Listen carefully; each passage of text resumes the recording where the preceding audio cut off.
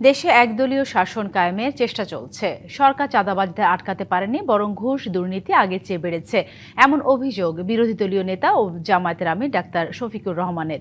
নারায়ণগঞ্জে দলের কর্মী সমাবেশে এসব কথা বলেন তিনি।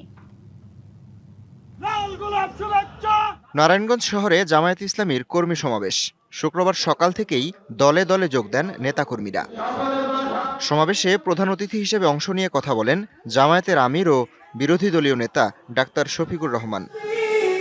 সরকারের সমালোচনা করে তিনি বলেন, সংসদে বিরোধী দলকে তুচ্ছ-তাচ্ছিল্য করেছিল আওয়ামী লীগ, এখন সেই কাজ চালিয়ে যাচ্ছে বিএনপি। যে কথাগুলো জপতে জপতে আওয়ামী লীগ গিয়ে পড়ছে দিল্লিতে, আপনারা সেই কথাগুলো জপতে জপতে কোথায় গিয়ে পড়বেন? নিজেদের দলীয় ক্যাডার এবং নেতাদেরকে প্রশাসক হিসেবে বসিয়ে দেওয়া, এইভাবে একটা দলীয় শাসন, একদলীয় শাসন বাংলাদেশে কায়েম করার চেষ্টা করা হচ্ছে।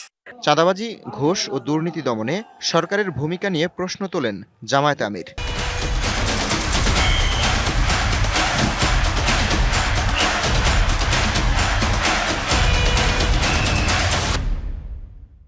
সরকার গঠন করার আগে এবং পরে আপনারা তো চাঁদাবাজদের হাত আপনারা আটকাইতে পারেন নাই।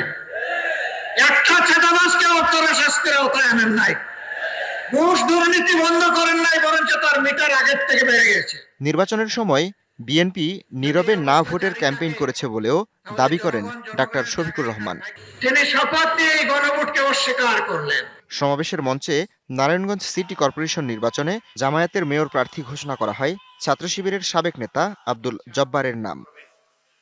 DBC news desk.